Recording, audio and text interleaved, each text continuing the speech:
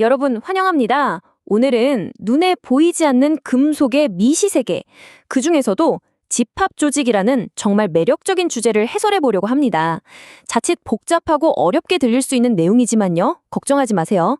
오늘 준비한 시각 자료와 슬라이드들을 활용해서 아주 직관적이고 이해하기 쉽게 이 결정 구조들의 비밀을 싹 다 파헤쳐 드리겠습니다. 자, 그럼 시작해 볼까요? 금속 재료에 발달하는 집합 조직 성분. 이름만 들으면 살짝 막막하죠. 하지만 아주 단순하게 접근해 보겠습니다. 금속은 그냥 무작위로 뭉쳐진 원자 덩어리가 아니라 내부적으로 자기들만의 뚜렷한 규칙과 방향성을 가지고 있다는 뜻입니다. 이 숨겨진 규칙성을 아는 것이 오늘 해설의 가장 중요한 출발점이 될 겁니다. 오늘 우리가 함께할 여정은 이렇습니다. 첫 번째, 완벽한 정렬의 기준인 큐브 집합 조직부터 세워두고요. 이어서 FCC, BCC, HCP 금속들이 어떻게 각기 다른 방식으로 반응하는지 살펴볼 겁니다. 그리고 마지막으로 방막의 정렬 특성까지 깔끔하게 요약해 보겠습니다. 자, 그럼 첫 번째 섹션, 완벽한 정렬의 기준, 큐브 집합 조직입니다. 도대체 야금학에서 말하는 완벽한 정렬이 뭔지 그 기준부터 확실히 잡아보죠. 화면에 이 파란색 정육면체를 한번 주목해 주세요. 주변에 깍두기 모양 기준선들과 정말 한 치의 어긋남 없이 완벽하게 평행을 이루고 있죠. 이걸 바로 큐브 페이스 구조라고 부르는데요. 말 그대로 전혀 회전하지 않은 완벽한 정렬 상태 그 자체를 보여줍니다. 그런데 여기서 잠깐! 앞으로 우리가 길을 잃지 않으려면 확실한 나침반이 필요하겠죠? 딱 세 가지 축만 기억하시면 됩니다. C편의 수직 방향인 ND, 아변이 진행되는 방향인 RD, 그리고 가로지르는 폭방향인 TD. 이 세 방향이 앞으로 우리가 살펴볼 복잡한 금속 방향성의 절대적인 기준점이 될 겁니다. 이 완벽한 정렬 구조가 그냥 교과서에만 나오는 환상일까요? 절대 아닙니다. 면심 입방격자, 즉 FCC 금속이 롤러 사이에서 꾹꾹 눌리는 극한의 스트레스를 받고 나서 새롭게 결정화될 때 아주 전형적이고 뚜렷하게 나타나는 진짜 현실 속의 구조랍니다. 자, 기준을 확실히 잡았으니 두 번째 섹션으로 바로 넘어가 볼까요? 첫 번째 메인 테마인 FCC 금속, 독립적 성분입니다. 여기서 재미있는 의문이 하나 생깁니다. 알루미늄이나 구리 같은 FCC 금속들이 아변기를 통과하면서 엄청난 물리적 압력을 받으면 그 안에 수많은 결정들은 과연 어떤 규칙으로 자기 자리를 찾아갈까요? 무작위로 엉망진창이 될까요? 아니면 기가 막힌 질서를 만들어낼까요? 정답은 바로 자기만의 철저한 질서를 만든다입니다. 화면의 십자선 위를 한번 보세요. 마치 밤하늘의 별자리처럼 특정 위치에 방위 조합들이 점처럼 콕콕 박혀 발달하는 게 보이시죠? 무작위로 섞이는 게 아니라 이렇게 매우 뚜렷하고 독립적인 개별 성분들을 형성하는 게 바로 FCC 금속의 특징입니다. 이런 콕콕 박힌 점들은 너무 자주 관찰돼서 아예 고유한 이름표까지 다 붙어 있어요. 우리가 처음에 봤던 기본 큐브 성분부터 브라스, 커퍼, 그리고 S 성분까지 딱 이 네 가지 조합이 FSC 금속 아변 조직을 지배하는 대표적인 핵심 멤버들이라고 생각하시면 됩니다. 점으로 콕콕 박히는 FCC 금속의 특징 확실히 아셨죠? 그럼 세 번째 섹션 BCC 금속, 연속적 섬유로 넘어가서 다른 금속은 어떤지 비교해 보겠습니다. 그렇다면 철이나 텅스텐 같은 채심 입방격자, 즉 BCC 금속들은 어떨까요?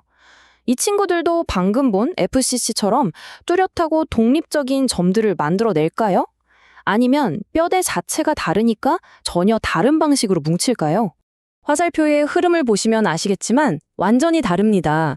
BCC 금속은 고립된 점을 찍는 게 아니라 특정한 길을 따라서 쭉 연속적으로 이어지는 형태를 선호합니다. 야금학에서는 이것을 섬유 혹은 파이버 형태의 집합 조직이라고 부릅니다. 자, 두 가지를 머릿속에 명확히 대비시켜 드릴게요. FCC 금속이 특정 위치에 독립적으로 콕콕 박힌 점이라면 BCC 금속은 특정 방향의 뼈대를 따라 길게 흐르는 선이나 띠와 같습니다. 태생적인 원자 배열 구조가 다르니까 외부 스트레스를 해소하는 방식도 이렇게 확연하게 차이가 나는 거죠. 정말 신기하지 않나요? 이런 연속적인 선 중에서도 아변 방향인 RD를 축으로 하는 알파 섬유, 그리고 수직 방향 ND를 축으로 하는 감마 섬유가 제일 중요합니다. 그런데 여기서 잠깐 주목! 슬라이드 하단에 강조된 예외적인 녀석이 하나 보이죠? 바로 거스 성분입니다. 선을 좋아하는 BCC 금속에서 독특하게 독립적으로 이름 지어진 이 거스 성분은요, 우리가 매일 쓰는 전기를 통제하는 변압기용 철강을 만드는데 말 그대로 절대적인 역할을 합니다. 이거 하나가 산업을 굴러가게 한다고 해도 과언이 아니죠? 자, 이번엔 네 번째 섹션, HEP 금속, 기저면 편향각으로 시선을 돌려보겠습니다. 마그네슘이나 티타늄 같은 HCP 금속은 지금까지 본 정육면체 깍두기 모양이 아니라 육각기동 형태의 꽤 복잡한 3차원 구조를 가지고 있습니다. 모양부터 이렇게 완전히 딴판인데 그럼 도대체 얘네들이 얼마나 잘 정렬되어 있는지는 어떤 잣대로 재야 할까요? 여기서 꺼내드는 나침반이 바로 시편의 수직 방향, 아까 강조했던 ND축입니다. 결정의 육각기둥 윗면, 즉 기저면이 이 수직 방향에서부터 얼마나 삐딱하게 기울어져 있는지를 확인하는 거예요. 화면 중앙에 화살표로 표시된 편향각 세타, 이게 바로 그 기울기를 나타내는 핵심 지표입니다. 쉽게 말해볼까요? 육각 기둥이 똑바로 꼿꼿하게 서 있어서 각도가 0도면 완전한 기저면 집합 조직이 되고요. 옆으로 쓱 누워있으면 기울어진 집합 조직이 되는 겁니다. 이 기울어진 각도 자체를 정확히 파악하는 게 왜 중요하냐고요? 그래야만 마그네슘이나 티타늄 합금이 외부 충격에 어떻게 버틸지 정확히 예측할 수 있기 때문입니다. 어느덧 마지막 구조네요. 다섯 번째 섹션, 방막 정렬 및 요약입니다. 반도체나 디스플레이에 들어가는 얇은 필름, 바로 방막은 거대한 덩어리 금속과는 접근 방식이 다릅니다. 굉장히 직관적이에요. 점선 화살표가 보여주듯이 결정의 특정 방향이 방막의 윗면이나 밑에 깔린 기판과 나란한지만 봅니다. 이른바 1차원적 정렬에만 집중하는 거죠. 필름이 위로 층층이 쌓이면서 자라나는 메커니즘 자체가 이 방향성을 아예 결정해버리기 때문입니다. 자, 이제 오늘 다룬 모든 내용을 이 한 장의 마스터 슬라이드에 펼쳐놓고 큰 그림을 완성해볼 시간입니다. 머릿속에 쏙쏙 정리해보겠습니다. FCC 금속은 콕콕 박힌 점 같은 독립적 개별 성분, BCC 금속은 쭉 이어지는 선 같은 연속적인 섬유 구조, 육각기동엔 HCP 금속은 수직축을 기준으로 한 기저면 편향각, 그리고 얇은 방막은 기판 기준의 1차원적 법선 방향 정렬. 어떠세요? 같은 금속이라도 그 뼛속 깊은 원자 구조에 따라 발달하는 집합 조직의 특징이 완전히 다르다는 거, 이제 아주 명확하게 보이시죠? 오늘 해설을 통해 우리는 눈에 보이지 않는 원자 단위의 미세한 방향성이 결국 금속 전체의 거시적인 운명을 결정한다는 걸 확인했습니다. 그렇다면 한 발 더 나아가서 우리가 이 미시적인 집합 조직들을 그저 분석하는 데 그치지 않고 마음대로 완벽하게 설계하고 통제할 수 있게 된다면 어떨까요?